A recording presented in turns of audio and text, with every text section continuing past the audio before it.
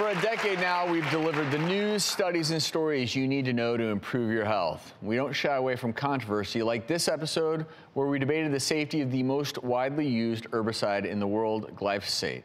It's also the active ingredient in the popular weed killer Roundup, and there are reports that 750 products containing glyphosate are for sale in the United States. Anytime you hear the word cancer associated with food, rightly so, it raises concerns. I'm a scientist at Monsanto for 20 years, and this has been the molecule that I've studied all of those years, and I'm absolutely confident of the data behind it. And again, you're probably all saying, yeah, well, she's with Monsanto.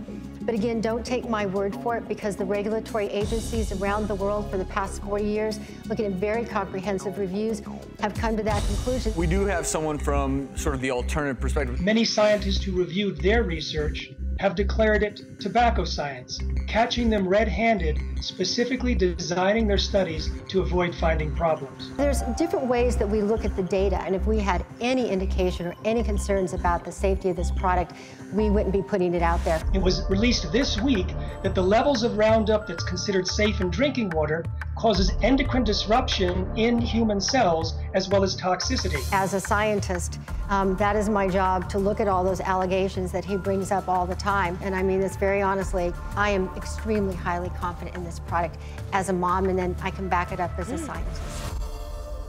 In 2015, when we taped that episode, the World Health Organization's International Agency for Research on Cancer had just classified glyphosate as probably carcinogenic to humans, a claim Monsanto disputed. You know, you may have used Roundup or a similar product as a weed killer in your yard. It's also used on crops, including corn and soybeans. Some reports say that 99% of U.S. corn crops and 95% of soybean crops have this chemical in recent weeks. The controversial crop chemical has continued to make headlines. You may have seen this. Glyphosate levels skyrocket. The European Union Parliament considers ban on controversial weed killer. And popular weed killer faces lawsuit over cancer claims.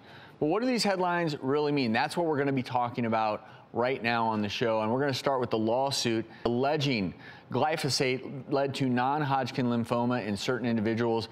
This is the lead attorney who represents scores of alleged victims. When we talk about bioagricultural companies, there really is nothing compared to Monsanto. They have cornered the market for the most part in GMOs and herbicides and pesticides, whether it be DDT, Agent Orange. These are all Monsanto products.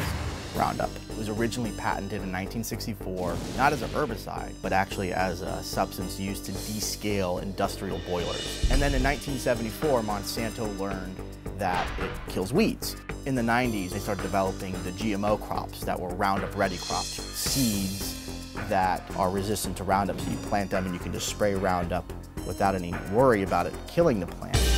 That's really when the use of glyphosate and Roundup exploded, back when Roundup was first being reviewed by the EPA. They actually first classified it as a likely carcinogen. Monsanto hired an independent expert to re-review the tumors that were seen in those studies. And then when they re-reviewed the tumors, they suddenly discovered tumors that no one else had seen in the non-glyphosate group. Monsanto had been telling people it's safe as table salt, that you could drink it, that you could take a bath in it.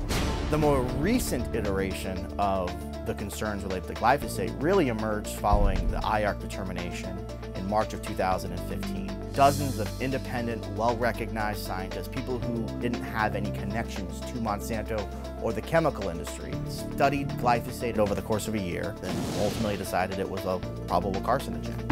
After that, everything changed, because now Monsanto was looking down the barrel of actual science. Once we started investigating this issue, we realized that there was a lot more there than just IARC. There had been researchers for years who had been ringing the alarm bell, study after study after study, that showed a real risk.